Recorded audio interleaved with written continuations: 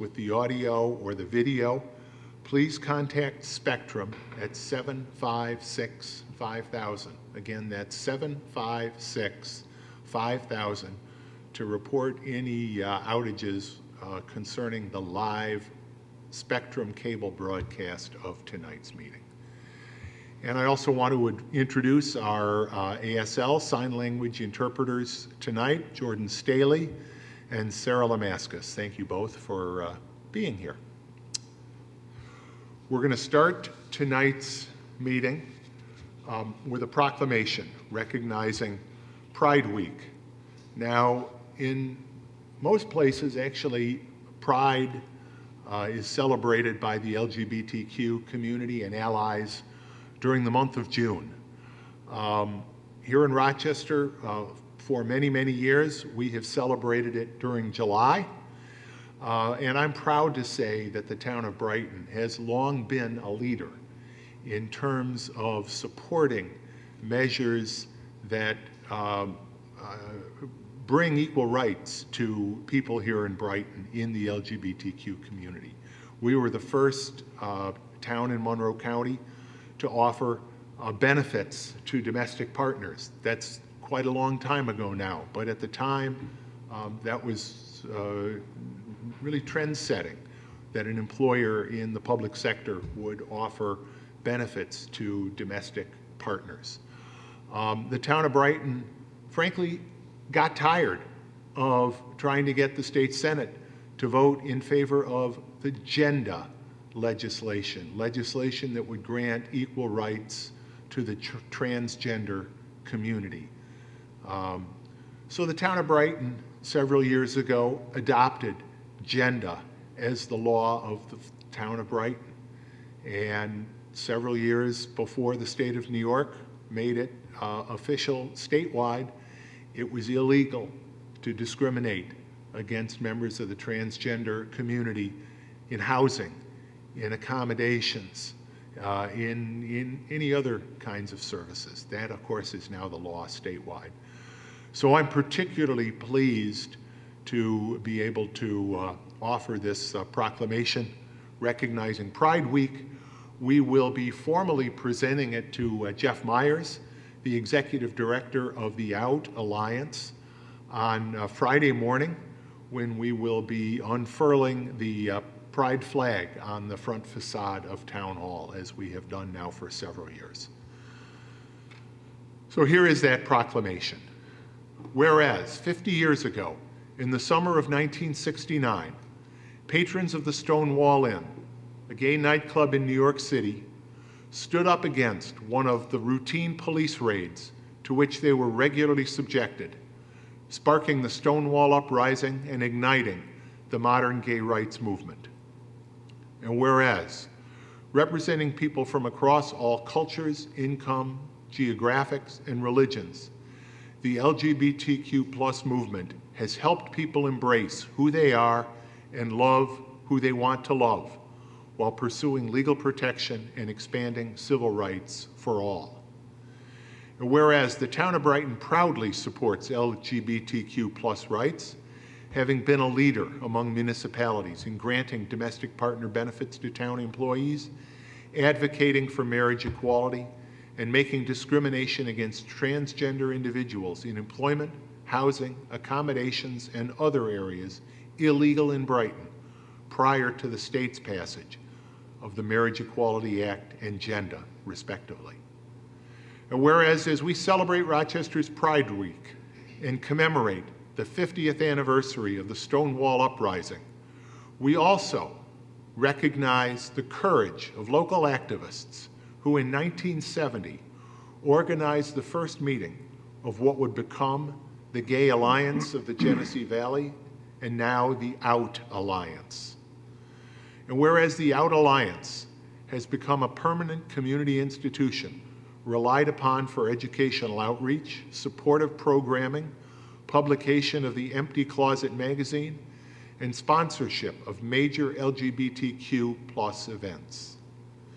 And whereas a time of celebration and reflection, Pride Week reminds us to remain vigilant and continue to take action to advance the cause of equality for all members of the diverse LGBTQ+ community and for all Americans, especially in this contentious time as hard-won rights are being eroded at the federal level and rolled back in many states.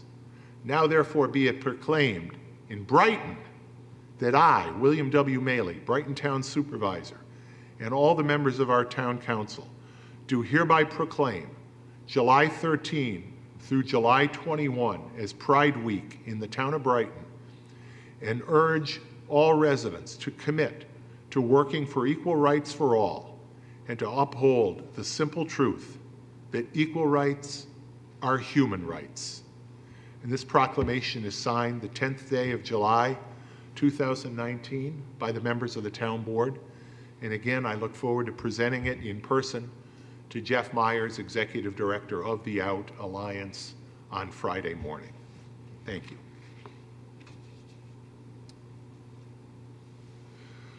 We also have tonight a presentation during our open forum by Mark Pulaski. Mark is Assistant Regional Construction Engineer for New York State Department of Transportation, Region 4. And he's going to give a community update on East Avenue's paving and road diet project, and in particular some information about the final round of work on that project that's going to be starting shortly. So Mark, if you want to come up to the podium. Thank you for being here tonight, and thank you for reaching out to us tonight to Well, thank you for having the DOT come today. Myself and our design engineer, Frank Billetier, had a brief discussion with the town supervisor on Monday and invited us to come here today to give that update to the board and the community. So we're happy to do that. We always like to try to keep the public informed, especially as we move on to a large phase of the project. This project has been ongoing for a while now. So we are ready to progress into the big meat of the project, if you will, the milling and paving operation. So that is set to begin, weather dependent of course, the week of July 22nd. So next Monday, the 15th, we will put up the variable message boards in advance of that work to notify the traveling public approximately 1 week in advance. So we are planning to perform the milling and paving operations at night. Those work hours are allowable from 7 p.m. to 6 a.m. And we haven't finalized exactly when in that period the contractor will be working, but those are the allowable hours for them. We will be having what we call a pre-pave meeting with them next week to hammer out all the final details with all the interested parties from the contractor to do that work. So we do plan to start on the north end at the city line near 490 on the 22nd, and we will be performing both milling and paving of the binder course in one shift. So in order to not leave a big lip to traffic. And then that will be that first shift. We plan to do that work the full width of the roadway from curb to curb. And then the following shift, we will head southbound and mill and pave that binder course in approximately a third of the roadway width, so essentially a travel lane. They'll probably start along the curb southbound and head all the way to St. John Fisher. They think they can get that all done in one evening. They probably will skip the 441 Allen's Creek section because that is a wider roadway width, so they can focus just on the single approximately 13-foot width. So then they'll turn around, head back to the north, then back to the south, then go back to that 441 intersection. So that initial phase should be approximately 1 week. And then our signal subcontractor will follow up installing the traffic signal loops at the intersections, at the signalized intersections. So those get cut into the pavement. We like to have that put in before we put the final top course on. So that's those loops are for the public. Those are the sensors, if you will, they are. That detect the presence of a vehicle and trigger the, any signalization. Cycle. Yes, that helps the optimization of the signals to have it done that way. So this the signals change only when vehicles are detected. Correct. And that's going to be probably about a week's worth of work. And then they'll follow up with the top course paving, and that will most likely follow the sequence of the milling and the binder. So we expect that to be probably an additional week's worth of work, and then they will attack the side roads. So most of that is very, very little in nature on the side streets, just to tie in some of those signal loops, as we talked about, are on the side roads. So where we are installing them, that is basically the limit. On Clover Street, I know we will go a little farther to the existing pavement joint where I think we did do that at the last project, so that pavement is a little bit older, so we're going to capture that. So that's renewed as well. So that is pretty much the schedule. The milling depth will be 3 inches and a 2-inch lift of binder course, and then a 1-inch lift of the top course asphalt. Our engineer in charge is Tom Price. His field office number for the public is 223-0093. And at all times, the public can reach the state's Transportation Operations Center. That's 24/7, staff 24/7 at 753-7780. And if can't reach the engineer directly, the folks there at the Operations Center will get a hold of the engineer, myself as a supervisor of Tom, or the contractor if there's any major issues. And always the traffic closures are put on our travel system 511 NY, so you can see when those closures will be implemented if the schedule changes for some reason. And of course, due to weather, a lot of our work is weather dependent, and especially the top course asphalt. We want to make sure that everything has to be dry in order to get a good product.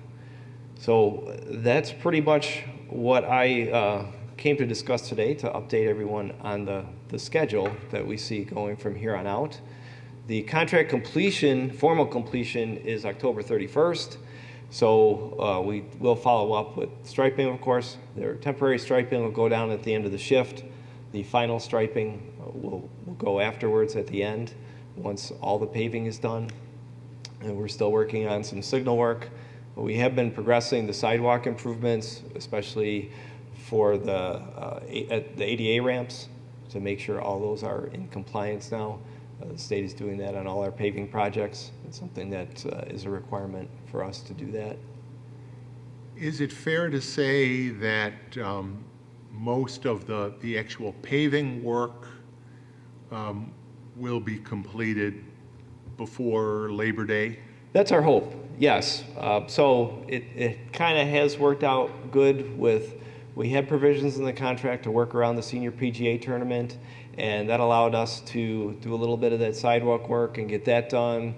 We've completed the golf tournament now, and yes, this will be better, I think, not impacting school buses, students with some of that nighttime work. We know it can be some disruptive. We're going to try to minimize it and minimize the overall impact to the public. Mark, when you say you're going to skip over was it 441 and East Avenue intersection, will it be a lip then as people? We're expecting that only to be 1 inch.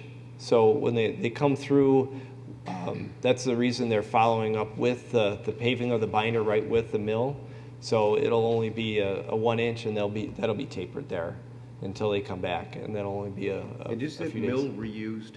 Is it reprocessed? Yes, it is. A lot of those millings, they become the property of the contractor. That's how our specifications are written, and unless the state would request them, and we haven't. So it's up to the contractor to do what they want with them, and a lot of times they will take it to the asphalt plants for recycling, and our specifications dictate that there has to be some recycled material in the asphalt that we're using on the project. So yes, it is, and it has a market value either to the asphalt plant or to private individuals who are looking for that material. And I suppose maybe the important question here is, how many vehicles does it take to actuate that loop?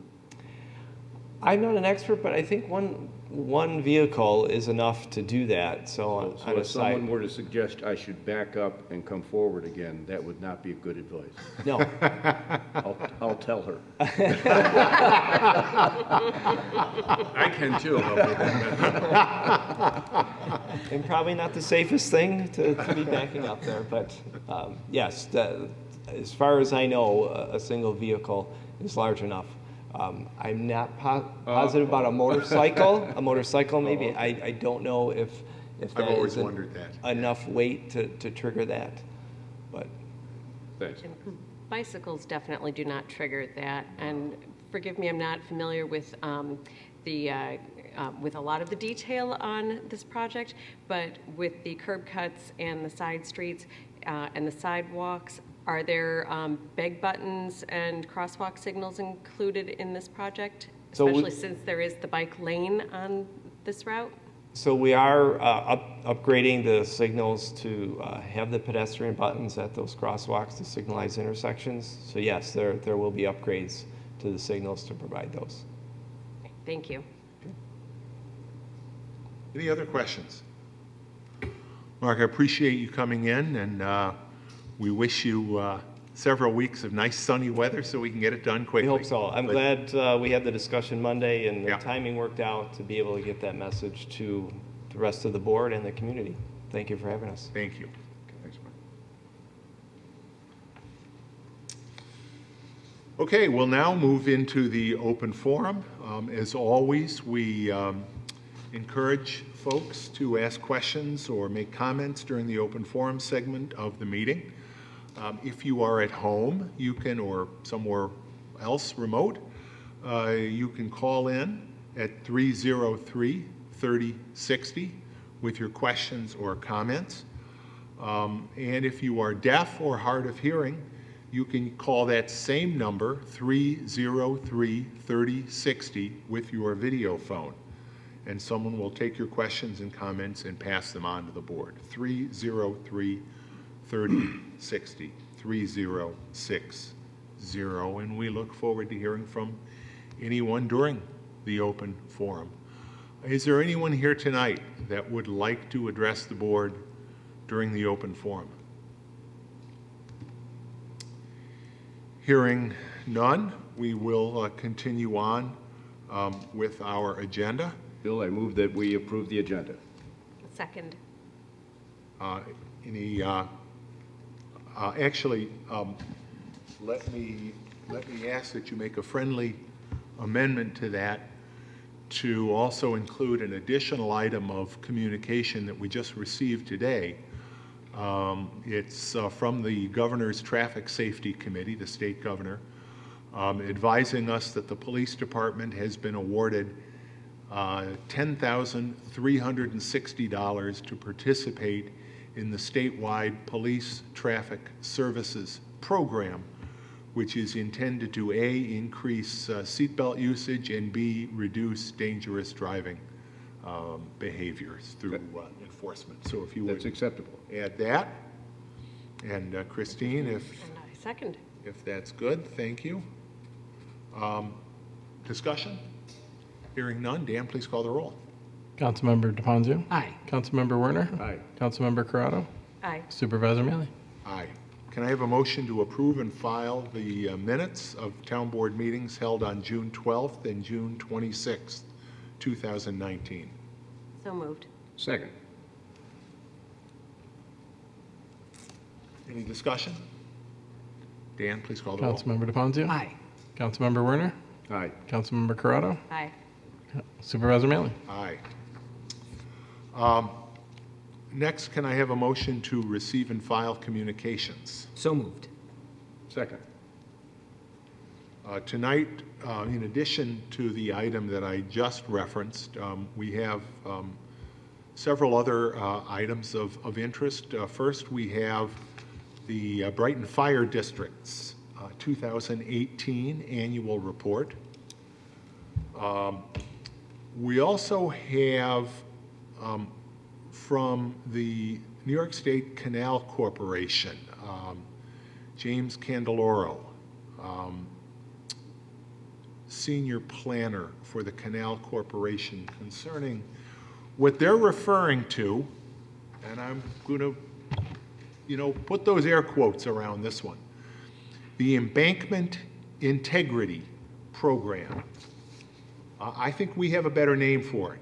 It's their Clear Cut program, and it's a program that we have severe concerns with, but I will at least acknowledge that after successfully suing them based on their failure to comply with the State Environmental Quality Review Act, this is action that they are taking, indicating plans to follow SEQR, the State Environmental Quality Review Act, with this embankment program. That doesn't mean I like the program. We've got very serious concerns.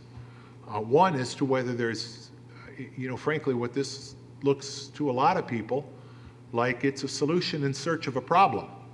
The Erie Canal has been strong. It has had no significant breaches other than those caused by human activity.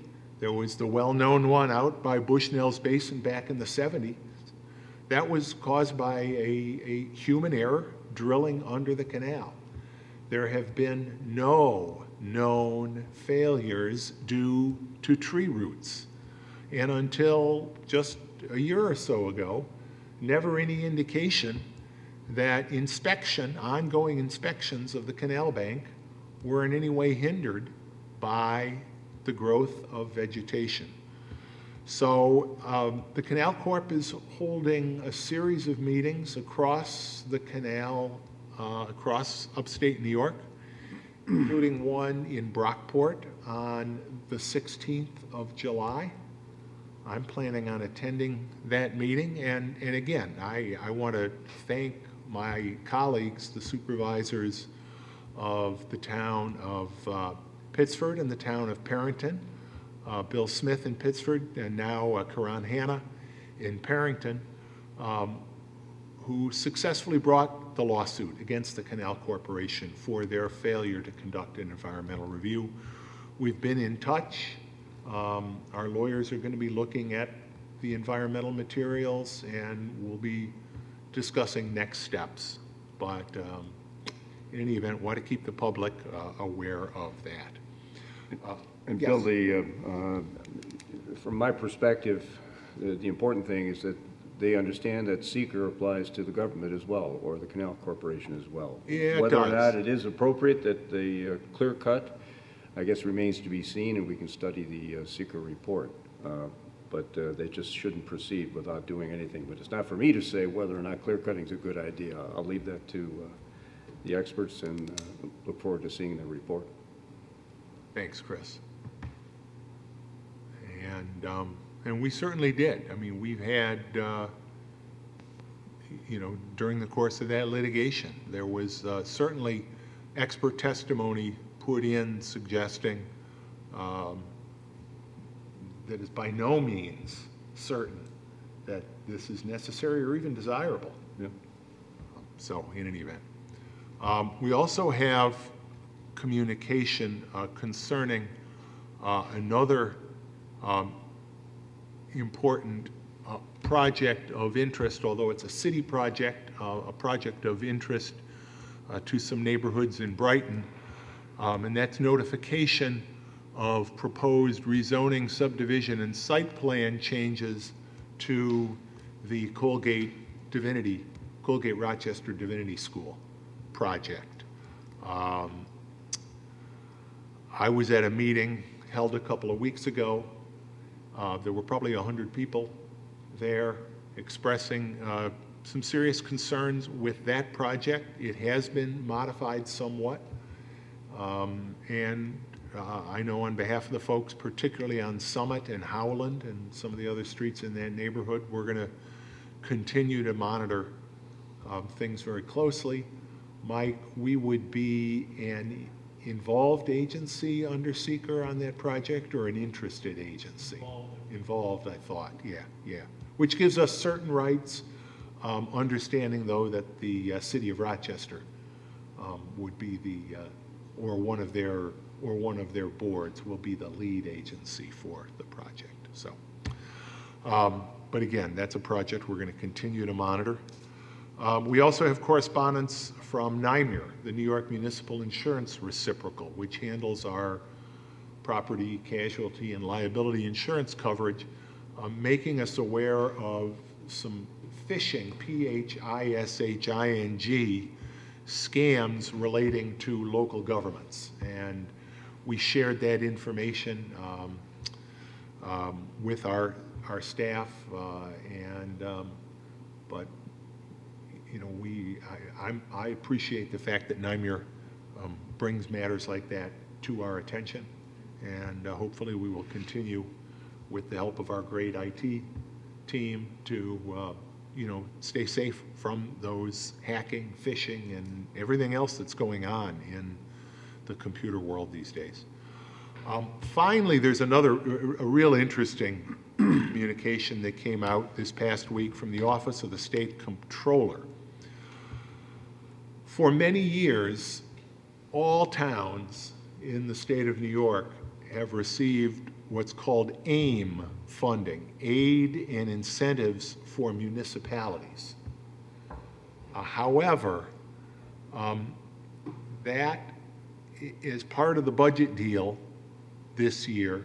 The AIM program has been drastically modified, and only those municipalities that receive 2% or more of their revenue in AIM funding will continue to qualify for AIM. There is supposed to be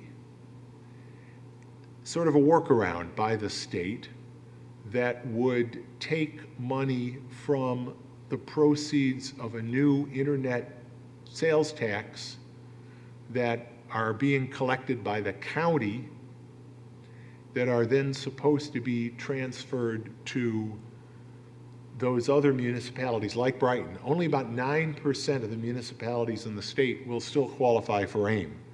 The other 91%, like Brighton, will not, but are supposed to get these internet sales tax proceeds. However, if you read this letter, which was dated July 8th,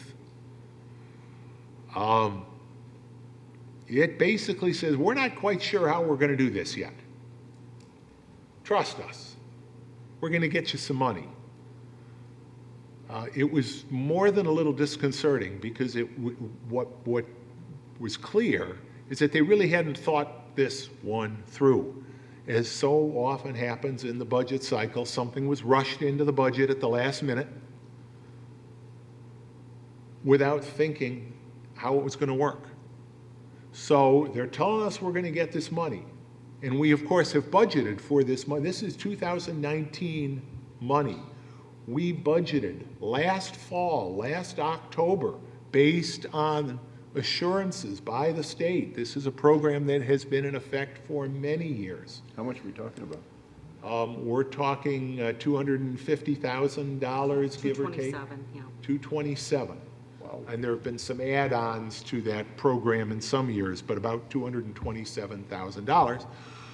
So for us, that's about 0.9% of our basic budget.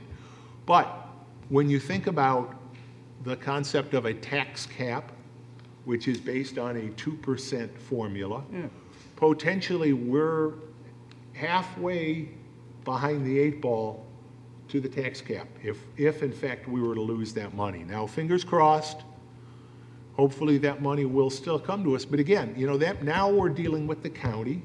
Now we're dealing with sales tax, turning things over from the county. Unfortunately, we have seen from the county, from the current county administration, some similar things. We saw that a couple of years ago, where on December 30th, the county told us, nope, we're not going to turn over certain money that you're entitled to anymore. And we sued, and we won. So I'm very concerned that this is something that we're going to have to fight for but it's important to our taxpayers, and we will fight for it. So it's a lot, but I think these are all important issues for, the fiscal integrity of our community. We've seen with the school tax issues how dependent we can be on action by the state, and actions by the state that don't always treat Brighton fairly. And so we're hoping that in this case, we will still see that money. Has there been any indication that we'll receive more clarification as we enter into our budget review process? Because we typically vote on our budget in October, and this sounds like... There was no timeline set forth specifically in that communication. And I'm not even seeing that it's promising to make it up to us here. Well, I've it's a reread little, it. it's a 3 times. very dense, very vague. not real long, but that is my understanding as to what, at least the implication of that. Referring to withholding. Yes, but then they also refer to this county sales tax money. So, again, it's very troubling, and again, there's a lot of reasons we are part of the State Association of Towns. One of them is education, but one of them is advocacy. And the State Association of Towns, as well as the NICAM, the Council of Mayors, NICOM rather, the New York Council of Mayors, the advocacy group for cities and villages in the state, are all on top of this issue. You're on the executive committee for the New York State I'm one of the Association. vice presidents of the association, yeah. So, we have motion and a second to receive all of those items of communication. Any further comments? Hearing none, Dan, please call the roll. Councilmember DeFonzio? Aye. Councilmember Werner? Aye. Councilmember Corrado? Aye. Supervisor Maley? Aye. Committee reports, community services, and I understand, Christine, you've got that Yes, covered tonight? I am up for that in Councilmember Wilt's absence. The Community Services Committee has not met since the last board meeting. The next meeting will be Wednesday, July 17th, 9:30 in the morning at the Brookside Recreation Center. So that's the tough part of the report. I do want to remind the community of 2 upcoming events of note.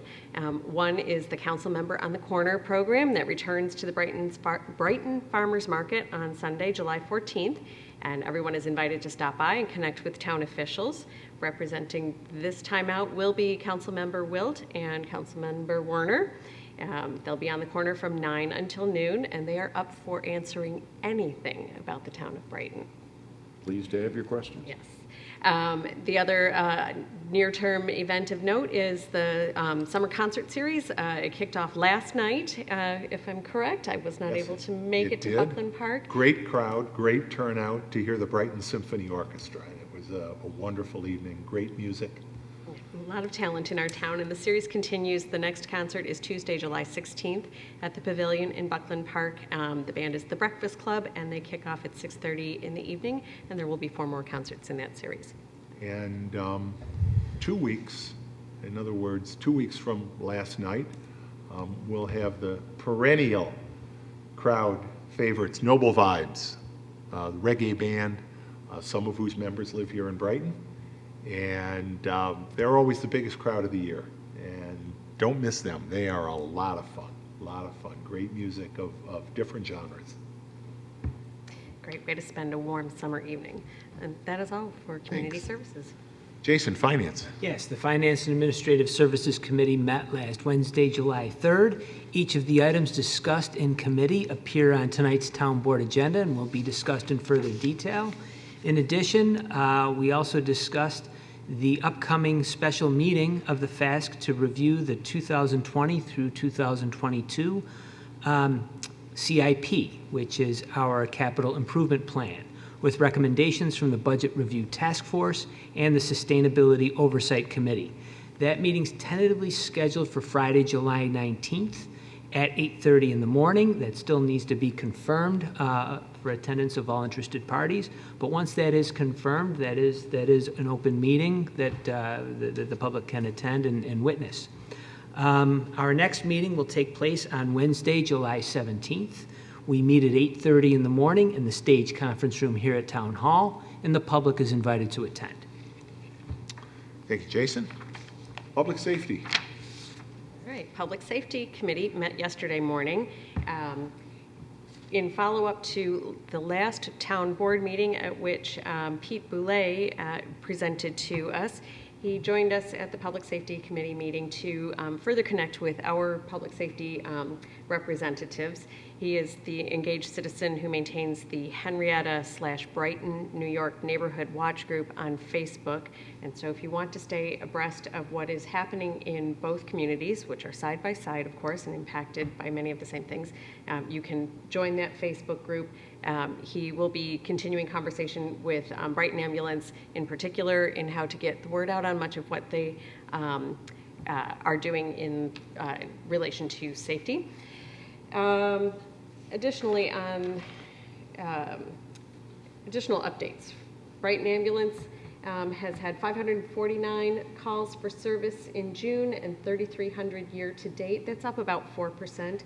But they were glad to share that the mobile stroke unit from the University of Rochester is live and available, as well as the ventilator unit, which is now in service for transports. And the training for this specialized equipment is still ongoing. And they were very happy to report that at the July 4th celebrations in Meridian Center, there were no injuries of significance, although at least one brightly colored Band-Aid was put on to a small scrape on a small person. Brighton Fire shared that there have been 1,107 calls year to date. The new engine is now in service, and new staffing training is complete, and the firefighters who are funded through the SAFER grant have started at their station assignments. Public Works shared an update that milling and paving on Rich's Dugway, Penfield Road, and Highland Avenue is well underway. And they have reviewed and verified the parking markings and signage at Corbett's Glen. This is important. Corbett's Glen draws an awful lot of folks at this time of year. Parking is problematic, and it impacts safety if we can't get emergency vehicles through. So as long as visitors respect the parking markings, everyone should be safe and happier. Brighton Police shared that we have our two recruit officers are in the academy, and they should be graduating by Labor Day. That is correct, Chief? That's the timeline we hope Terrific. to meet. The City of Rochester, which serves West Brighton, reported that there were 52 calls in June. So everyone is being kept safe. We had a citizen join us with concern about let me back up one moment. On July 4th, if you attended the celebrations Meridian Center, you probably noted that you were able to get out of the parking relatively quickly and easily in record time. All of the services involved in coordinating departure came up with the most efficient means. And thank you very much, Chief, to your staff for making that smooth and possible. The town will look at widening the secure hazard, the canal path space where the fireworks are launched to widen the safety area. In future, we'll expand it another 100 feet due to debris falling outside of the secured and fenced area. But again, there were no injuries, no damage. A reminder, too, to the community that the New York State sparkler law, sparklers are legal, but they are not permitted within any town of Brighton park. So if you have leftovers from the holiday, please do not take them to the parks. We also, and that is all there. Traffic safety. We had a resident from Browncroft Boulevard come and share concerns about speed and traffic on Browncroft Boulevard, particularly as you approach from the town of Penfield and head up the hill into the town of Brighton. It is very difficult to make turns into driveways without the risk of being rear-ended. Brighton Police will monitor and collect data on speed and volume, and will provide enforcement as staffing allows. And We will be contacting the New York State DOT about maintenance of high grass in the median that makes it very difficult to see oncoming traffic there. We also began a comprehensive review of speed limits in school zones. Brighton is a town full of school facilities across the town. Our town law indicates that we can have school zones that reduce speed to 15 miles an hour. Signage will indicate that. We have a number of streets that are on the schedule for that school zone speed, but there's a little bit of a disconnect between signage and covering all of the schools in our town. So with the collaboration of Commissioner Guyon, we will look to review those, a steady review over the next couple of weeks.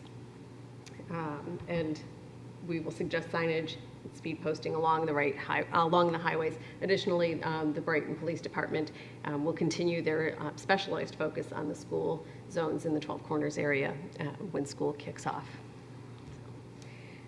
Next meeting will be Tuesday, August 13th in the lower level conference room at 8 a.m. and members of the public are encouraged to attend. Thanks very much, Christine. Chris, Public Works? Bill, our last Public Works Committee meeting was held last week, July the 2nd at 9 o'clock. The items we discussed first were the reserve roadway improvements. The town has received bids for construction of this construction services to improve the now dedicated roads at the reserve subdivision. Those were received on June 27th. The apparent low bidder is Road Tech Paving and Excavating, and there appears to be enough funding in the project's letter of credit to fund the base bid, which is the good news. Town staff will consult with the town attorney to confirm this assessment. We also discussed the public safety wing doors, where the doors have been in need of repair, but no bids were received on the due date to replace the various doors in the public safety wing of the town hall. Town staff, however, is working to replace one of the doors in question as an emergency move due to the condition of the door. And is that Gary that's doing that, I assume? Gary. Thank you, Gary, because I know he did a great job of previous temporary repair. Also, we discussed the Orchard Meadow Drive no parking issue, and the town is proposing to install no parking signs at the dead-end section of Orchard Drive. This will require a public hearing. Town staff is preparing an amendment to the local law and documentation to schedule a public hearing as approved by the Public Works Committee. Our next meeting will be August 6th at 9 o'clock a.m. in the downstairs conference room. Thanks, Chris, and I think that at the next meeting we should be setting a public hearing. Okay, new business. Jason, reading and approval of claims. Yes. Earlier this evening, I reviewed claims totaling $581,213.90. Notable claims include to Bobcat Company in the amount of $19,212.62 for the exchange/trade-in program for 2 Bobcat loaders and 2 Bobcat skid steer loaders. This is an annual exchange trade-in program. Also to the City of Rochester Treasurer in the amount of $27,467.43, representing distribution of the 2019 New York State Fire Tax Insurance 2% fee. The funds are received from the New York State Insurance Department for out-of-state insurers that are writing fire policies here in New York State and then distributed amongst the different fire departments. Also to Concrete Applied Technologies Corp. in the amount of $148,290.92, representing application number 3 payment for the work completed on the Highland Crossing Trail construction project per contract. Also to our election inspectors, all totaling $1,679 for election inspector services for the June 25th primary day, and we thank you to all of our election inspectors who worked that day. And also to Plant Concepts Incorporated in the amount of $13,145, representing contracted services for maintenance of the Monroe Avenue improvements for the GIGP project. The claims all appear to be in order, and I move that they be approved. Second. Discussion? Hearing none, Dan, please call the roll. Councilmember DePonzio? Aye. Councilmember Werner? Aye. Councilmember Corrado? Aye. Supervisor Maley? Aye. Chris? Next item is for the acceptance of the New York State Department of Transportation Multimodal Number 4 Program Grant in the amount of $150,000 for the construction of 2 sidewalk projects, and amend the budget to reflect those grants and to authorize the supervisor to endorse documents associated with the grant. I move that we adopt the resolution before us. Second. Both of these sidewalk projects, and we're very much appreciative of this multimodal grant program, both of these sidewalk projects are in the proximity of schools here in Brighton. One will be up on North Landing Road near Indian Landing School, connecting and getting a crosswalk in so kids on a couple of the side streets off of North Landing Road are able to more safely get to Indian Landing School. And the other is along French Road, along the south side of French Road, so that students from Eastbrook and from some of the other communities along and around that French Road wraparound corner there will be able to walk more safely down to the crossing at Edgewood so they can get over to French Road School. We also will be seeking additional funding that we hope will be sufficient to get that entire stretch done. And that work, Mike, won't start this year, is that correct? I don't anticipate we'll have the grant money in place by then. But certainly I would hope that next construction season we'll be putting those sidewalks in. Thank you for your work in getting that grant and identifying the projects. We have a motion and a second. Further discussion? Hearing none, Dan, please call the roll. Councilmember DePonzio? Aye. Councilmember Werner? Aye. Councilmember Corrado? Aye. Supervisor Maley? Aye. Christine? Or the other Chris. Yeah, that other Chris. On the matter of authorizing extension of post-retirement employment contract with investigator Mark F. Libertor to August 30th of 2021, I move that we adopt the resolution before us. Second.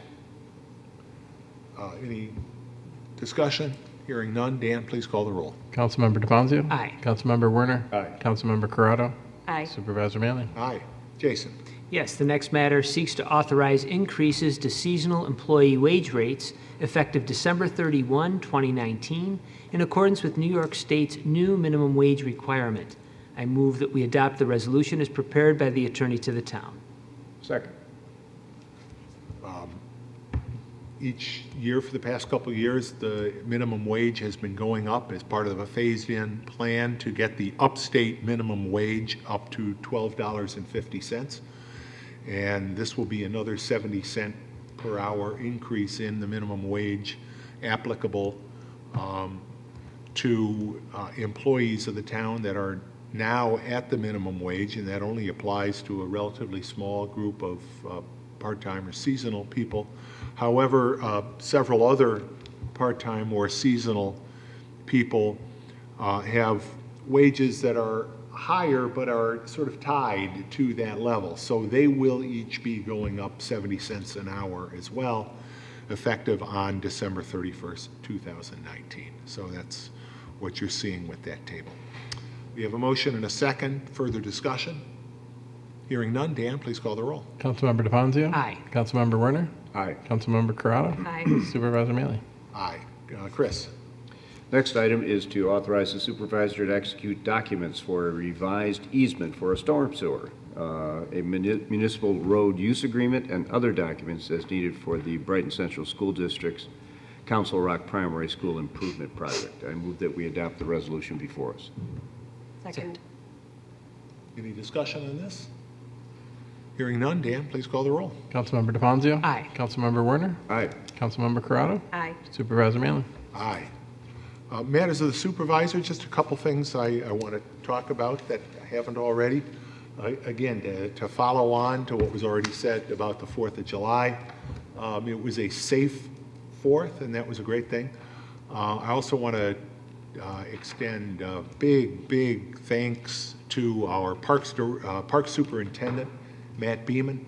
Matt really has oversight of all of the non-police activities on the 4th of July. And the 4th of July is a very long day for those of us that are started bright and early at about 7:30 before the annual Brighton Chamber of Commerce 5K race and pancake breakfast.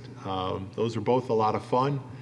And then out at Meridian Center Park for the whole afternoon. It was hot. And it was, a lot of our folks worked very, very hard, including the police officers we talked about, but our park staff, some of our highway people all worked a long day and made sure that activities ran smoothly. We had to monitor a little bit of weather. Obviously, with that many people out in an open area, we're always concerned there might be thunderstorm activity. There wasn't. There was a brief downpour that made things a little more challenging, but the Sky Coasters kept playing and everybody had a great time. And I hope everybody had as much fun as I know I did, because it's a great day to celebrate our independence and our freedom. It wouldn't be a town board meeting if I didn't remind all of you about lawn and garden debris. I think I'm beginning, I'm beginning to see more compliance, and I'm not just saying that. It does seem to me, we keep saying it and saying it. Judy, I know you say it in your neighborhood and to the neighborhood associations involved in Brighton Neighbors United, but I am seeing more and more lawn and garden debris piled on the grass, not in the street. Our crews are working hard coming around. Again, small quantities. Please containerize them. We hate to have to stop our big bulk crew to get just a little tiny pile of debris. Sometimes the debris piles are so small, people sometimes say, well, you didn't pick my stuff up. Well, sometimes, the little pile is about the size of this laptop, and they're probably not sure if it was a pile. So if it's that small, put it in a trash can, put it in one of those brown paper bags, but containerize it. Whenever you can containerize, it'll get picked up quicker because our containerized crews circulate generally more quickly. Your neighborhood will be neater. They won't blow around in the wind. They won't get into the sewers and the storm drains. And of course, that's one of the reasons we ask you not to put your debris in the street in the first place. We don't want it washing down and clogging the storm drains. But it's also a safety hazard for bicyclists. So please, however you do it, bulk or containerize, please, not in the street. Remember, you can always monitor, and I'm seeing more of this too, at least it seems like in my neighborhood, more and more people are monitoring when the crews are likely going to come around. You can see the maps, both for the bulk debris and the containerized debris on our webpage, and minimize the amount of time your materials are out there. I was at a ribbon cutting tonight for another business on Monroe Avenue, Salon Crystalia.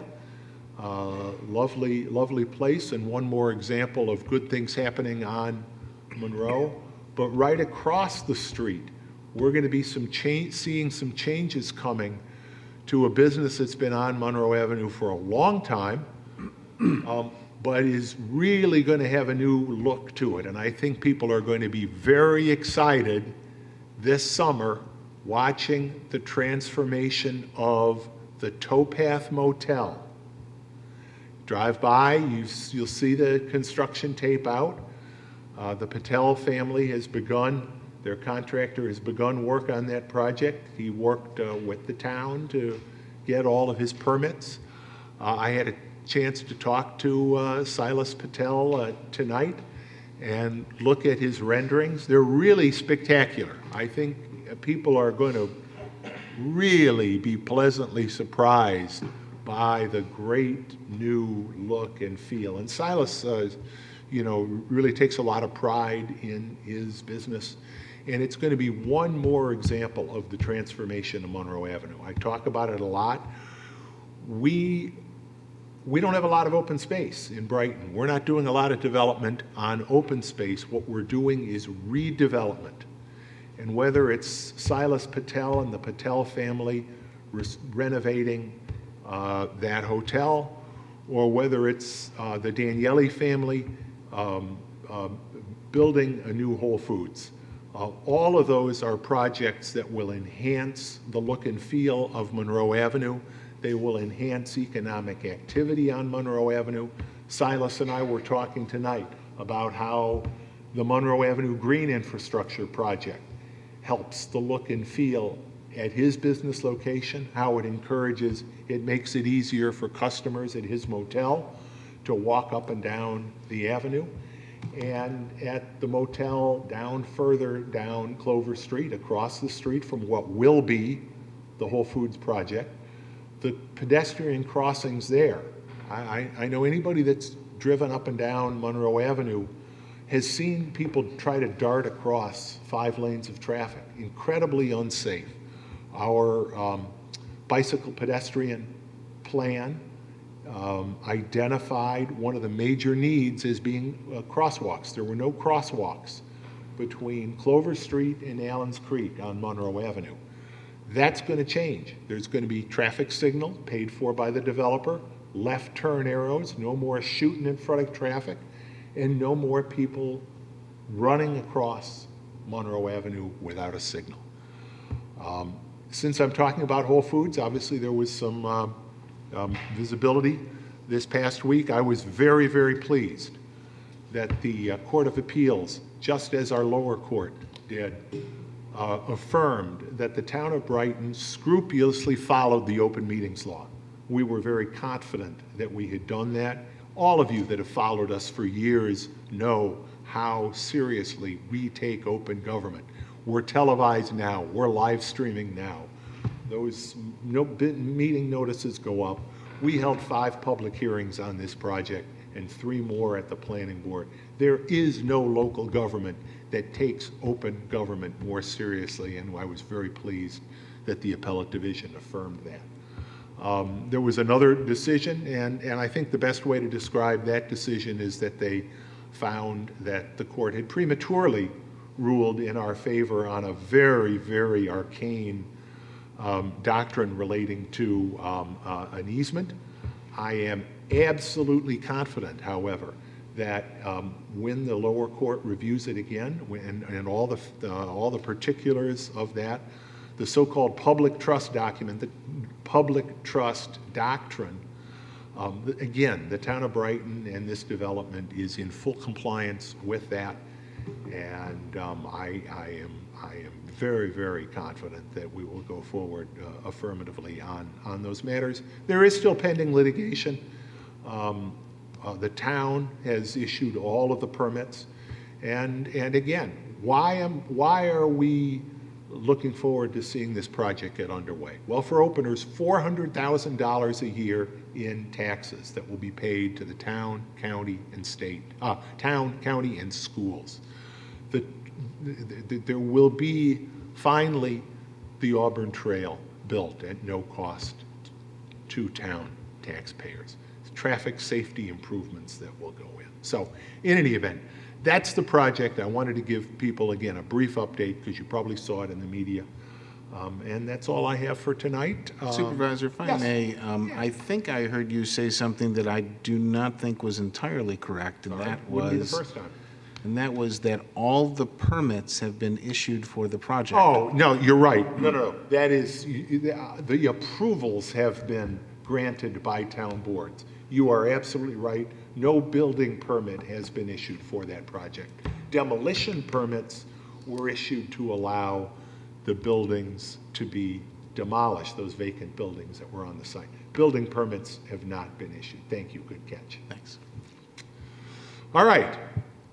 Matters, that was a good segue. Matters of the attorney of the town. You took care of it. That was it. All right. Matters of town clerk. Nothing this evening? Matters of the board. For me. Just an update as to the CCA. I'm not sure if an update was given at the last meeting, which I wasn't able to attend, but we did have a meeting on the 24th of June with officials from Irondequoit and from Pittsford, and each of the municipalities were to develop a list of additional questions that they wanted to be answered by the applicants, and those were all submitted to the Arundecoit Town Attorney for ultimate submission to the candidates, and we are awaiting answers to those questions, which we expect later this month. And the CCA is? The CCA is Community Choice Aggregation, which will permit the towns to aggregate in order to hire a third-party administrator, in order to purchase, or in order to allow our residents to purchase electricity at a lower rate, with the goal being 100% renewable electricity. So more to come. Once we get those answers, there will be further meetings and further review with our neighboring municipalities and moving forward with the goal of hopefully making some sort of determination August, September timeframe. Thanks, Jason. Anything else? Then can I have a motion to adjourn? So moved. Second. Dan, please call the roll. Councilmember DeFazio? Aye. Councilmember Werner? Aye. Councilmember Corrado? Aye. Supervisor Mealy? Aye. We look forward to seeing you at our next regularly scheduled town board meeting, July 24th, 2019, at 7 p.m. Have a great evening, everyone.